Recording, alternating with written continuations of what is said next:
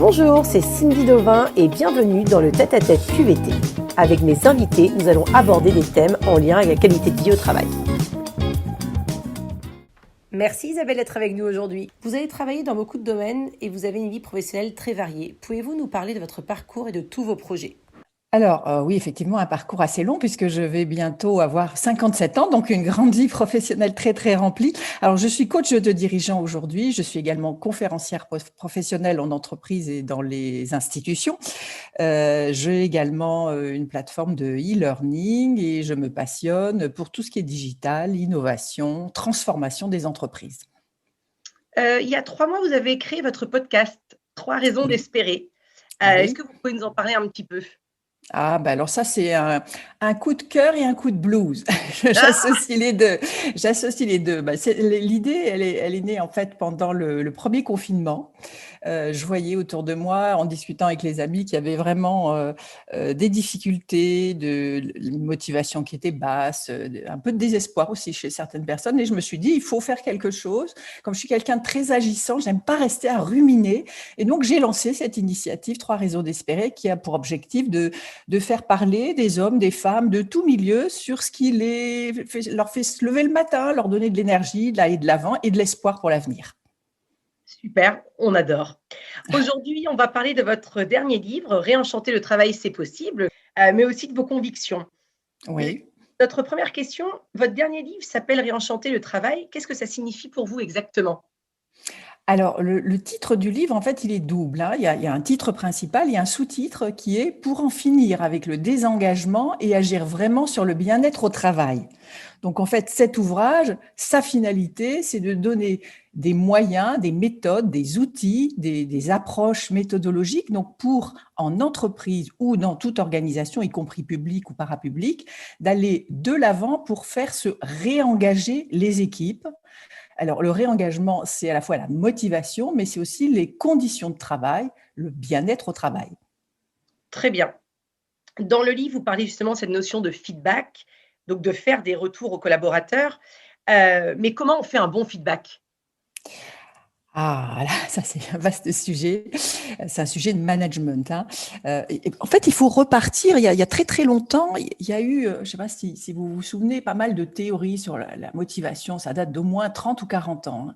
On parlait de VARIF. C'est une notion vraiment très très ancienne. VARIF, c'était comment je motive mes collaborateurs en variant les tâches, en, en leur permettant donc de gagner en autonomie, en responsabilité, en information. Et le F, c'était feedback. Donc, c'est vraiment si vous voulez, une approche qui permet aux individus d'être plus motivés dans leur travail. Donc, le feedback, c'est une des composantes de la motivation. Ça, c'est pour resituer ce que c'est que le feedback. Et comment on fait un feedback ? Se souvenir aussi que feedback, en anglais, ça veut dire nourrir en retour. Alors, qu'est-ce que c'est nourrir en retour ? Eh bien, c'est permettre à un collaborateur, dans l'échange qu'on va avoir avec lui, non pas d'être jugé sur ce qu'il est, mais de trouver dans la réponse apportée par son manager des moyens de progresser dans la mission qui lui a été confiée. Donc, l'objectif vise la tâche et non pas la personne. Là, ce serait un recadrage s'il s'agissait de la personne, mais bien de nourrir, de donner des éléments factuels qui va permettre aux collaborateurs d'aller de l'avant, de se perfectionner, de progresser et donc d'être dans une dynamique de réussite. La réussite étant le facteur principal qui motive les individus. Très bien, je partage complètement votre point de vue. Dans la partie 3 de votre livre, vous parlez, des pays et notamment des pays du Nord et des États-Unis qui prennent des initiatives pour le bien-être au travail. Qu'est-ce que la France a à apprendre de ces pays, aujourd'hui ? Alors, on aurait beaucoup de choses à apprendre et puis en même temps, je vais relativiser parce que tout dépend du contexte culturel dans lequel on se trouve. Alors, si on parle des États-Unis, qui est une économie très libre et en même temps très compétitive, les entreprises américaines, quand elles veulent garder des talents, elles mettent le paquet. Alors, mettre le paquet, c'est quoi ? C'est les conditions de travail, les avantages, le salaire, etc. Ça, c'est, je dirais, le contexte américain. En France, on a une dynamique qui est un petit peu différente parce qu'on a un contexte réglementaire, on a plein de choses. On a aussi une culture où on est un peu plus dans la recherche de l'égalité. Et donc, c'est difficile de transposer le modèle américain dans la culture française. Pour autant, il y a des bonnes choses à prendre comme optimiser l'organisation de travail, optimiser les conditions de travail, essayer de rémunérer convenablement les gens et aussi écraser peut-être parfois les écarts de rémunération, parce que là, ça peut créer une démotivation de l'ensemble des équipes pour justement un différentiel de rémunération qui est très important et qui culturellement passe mal en France. Ça, c'est pour la partie américaine. Pour la partie des pays du nord de l'Europe, il y a une des composantes dans les pays du nord de l'Europe qui s'appelle la confiance. Il y a la confiance interpersonnelle et la confiance institutionnelle. On est parmi les derniers pays d'Europe à avoir un niveau de confiance interpersonnelle vis-à-vis des institutions satisfaisant. Parmi les derniers pays d'Europe. Et tant qu'on n'aura pas réglé ce problème de confiance, on peut aller zoomer sur le Danemark, la Suède, etc., mais on n'y arrivera pas. L'une des composantes principales pour avancer sur les sujets de la performance, de la motivation, de l'engagement, de la qualité de vie au travail, c'est le niveau de confiance entre les individus. On n'a pas pris cette voie-là pour l'instant en France. Tout le monde en parle, mais peu d'entreprises agissent vraiment. Et comment on peut faire justement pour réussir à prendre cette confiance qui est essentielle aujourd'hui pour la qualité de vie au travail? Alors je dirais, on a eu un événement malheureux qui s'appelle la crise Covid et qui en même temps est une opportunité. Pourquoi il n'y avait pas de confiance en France? Parce qu'en fait, on a des structures hiérarchiques, pyramidales, à l'ancienne, etc., où il y a une distance sociale qui s'installe entre les gens. La crise Covid a montré un truc très important, c'est que les gens, les collaborateurs, les équipes, quel que soit leur niveau hiérarchique, quand ils étaient chez eux, puisqu'il y avait le télétravail, ils travaillaient, ils amenaient de la performance, ils arrivaient à, d'une certaine façon, s'automotiver. Ils étaient donc engagés, même s'il y a eu une pression professionnelle très forte, les managers, les dirigeants ont pu se rendre compte que les collaborateurs savaient travailler sans, j'allais dire, cette structure hiérarchique qui peut être pesante parfois.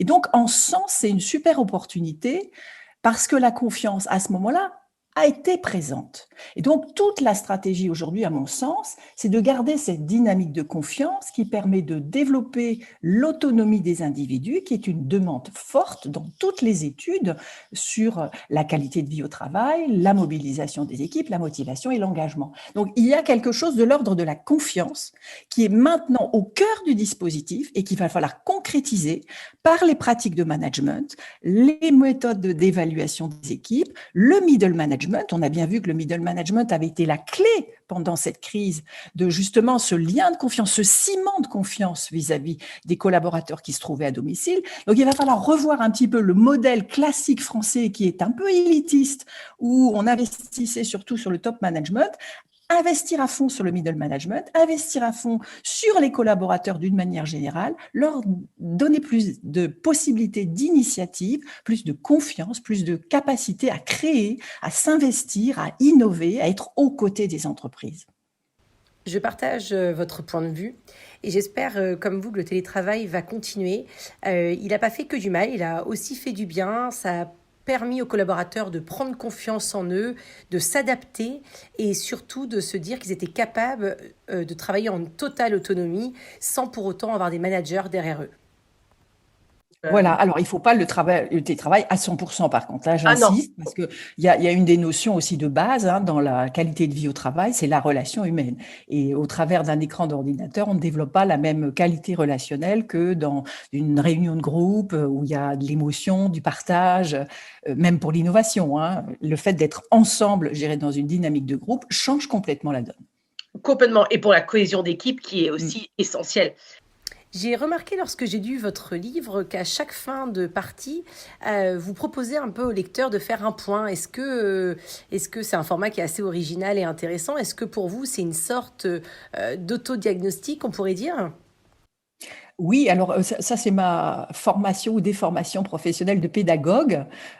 J'explique toujours à mes apprenants quand je fais des formations que la formation risque de rentrer par une oreille et sortir par l'autre assez rapidement s'il n'y a pas un début de prise de conscience et de mise en pratique. Et donc l'objectif dans chaque chapitre, c'est que les personnes réfléchissent à ce qu'elles ont lu et commencent à mettre en place les premières actions.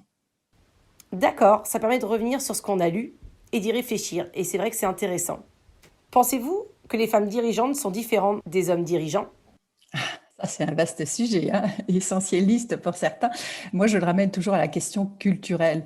Les femmes dirigeantes ont une pression culturelle qui est différente des hommes dirigeants, notamment en France, on a une culture encore très masculine, adossée à des valeurs masculines. Alors, je précise bien que les valeurs masculines, ce sont non pas les hommes, hein, mais on parle de valeurs, hein, donc de ce qui est partagé par la culture française, ce qui est valorisé par la culture française. Dans la culture française, ce qui est valorisé, c'est la compétition, l'héroïsme, une certaine forme d'individualisme. Et donc, dans cette culture-là, et dans les organisations qui continuent à avancer sur cette culture-là, mais les femmes dirigeantes qui veulent tout au moins accéder au sommet de la hiérarchie auront du mal à avoir un comportement différent de ce qui est attendu dans l'entreprise en question. Si par contre, vous êtes dans une organisation qui a compris que ce modèle-là, finalement, ce n'était pas du tout celui qui était attendu, notamment par les nouvelles générations, les jeunes, mais plutôt une culture plus inclusive, une culture qu'on dit plus féminine, c'est-à-dire qu'il va être un travail sur la coopération entre les individus, la recherche d'un meilleur équilibre de vie, etc. C'est ce qu'on appelle les valeurs féminines. Dans ce cas-là, une femme, comme un homme, pourra déployer une autre dimension de sa personne et pour pouvoir s'intégrer et s'ajuster à cette culture-là. Donc, j'allais dire, il y a déjà une dimension culturelle qui est extrêmement forte et qui est liée à ce que l'entreprise valorise ou la nation valorise. Après, il y a des travaux en neurosciences qui ont montré qu'il y avait une petite différence de fonctionnement cérébral déjà dans le ventre de l'enfant. Le bébé est irrigué différemment quand c'est une fille, qui fait qu'il a un potentiel, je parle bien d'un potentiel d'empathie supplémentaire quand c'est une fille. Et après, la culture vient rajouter une couche et vient renforcer cette capacité-là, ce potentiel-là pour les filles, puisque l'empathie est plus valorisée chez les filles que chez les garçons dans la culture.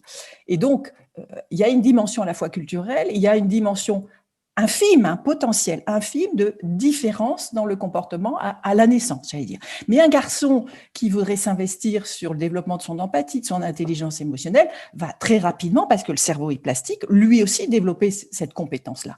Donc, je ne peux pas dire qu'il y a des différences entre les femmes dirigeantes et les hommes dirigeants. Il y a des différences observées liées à des valeurs, à une culture et à ce que l'on développe par le développement personnel et les apprentissages. Alors, comme vous le savez, Isabelle, je suis moi-même entrepreneuse. J'ai fondé XXL Happiness il y a 2 ans maintenant. Et si vous aviez 3 conseils à me donner sur l'entrepreneuriat, ça serait lesquels? Oh, c'est un vaste sujet, l'entrepreneuriat.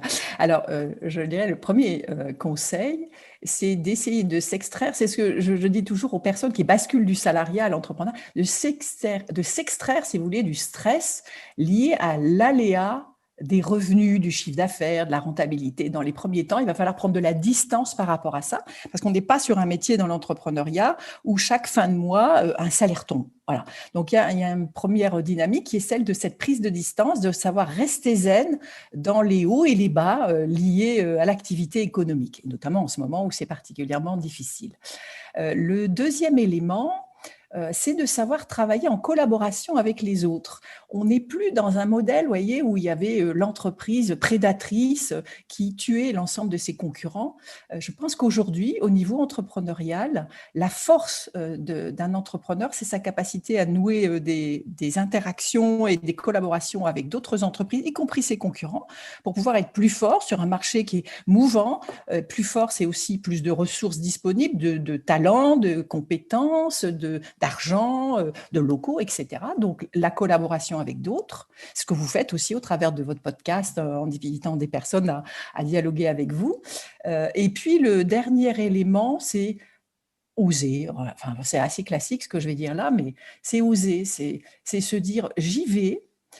Je mesure évidemment là où je veux aller, j'ai une idée au moins au démarrage, faire preuve d'audace, se lancer, y aller, et puis ne pas hésiter, quoi. Voilà, l'entrepreneuriat, c'est un métier de risque. Les entrepreneurs ne sont pas des têtes brûlées, mais il y a un minimum de risques, voire des risques un peu plus grands à prendre pour être finalement à la fois un compétiteur, mais en même temps pouvoir asseoir une vision du monde, un projet qui a du sens. Et d'ailleurs, pour revenir sur la question des femmes et des hommes dirigeants, moi, ce que j'observe, c'est que du côté des projets portés par les femmes, il y a souvent plus de projets qui ont du sens pour le collectif. Je l'observe. Je n'ai pas dit qu'il y avait une différence génétique, mais j'observe, moi, globalement, que les femmes sont plus en recherche d'activités de création d'entreprise ou de développement d'entreprise à partir du moment où il y a un impact sur les autres, sur le reste du monde. Je valide clairement l'audace. Aujourd'hui, chez XXL Happiness, on a dû se réinventer au quotidien. On a dû s'entraider les uns et les autres. On a dû en tout cas pas faire comme d'habitude, tout simplement, et se dire que malgré la crise du Covid, on allait y arriver. Donc pour moi, l'audace, la persévérance sont vraiment des facteurs qui nous ont marqués pendant cette période. Enfin, notre traditionnelle question de notre podcast, qui souhaitez-vous nominer pour la prochaine interview QVT ? Alors là, je vous avoue que je connais beaucoup de personnes et donc je ne voudrais frustrer personne, mais il y a une personne que je connais de longue date qui est un monsieur d'un certain âge, qui est un monsieur qui a écrit une bonne dizaine, peut-être même une quinzaine d'ouvrages sur le management, sur la diversité, etc., qui me semble quelqu'un de très pertinent que vous pourriez interviewer, qui s'appelle Gérard Lelarge. Gérard Lelarge, très bien. Voilà, et qui vient de sortir un dernier ouvrage qui s'appelle « Télétravailler au quotidien ». Donc, on est en plein dans l'actu. Voilà, et donc vous pourriez l'interviewer. Je pense qu'il serait formidable et ça serait vraiment un plaisir pour lui. Merci beaucoup Isabelle Després pour cette interview dans le tête-à-tête QVT. Je vous conseille de lire Réenchanter le travail, c'est possible. On a pris beaucoup de plaisir à le lire avec l'équipe d'XXL Happiness, avec beaucoup d'astuces et de conseils sur le travail. À très bientôt. Merci, au revoir.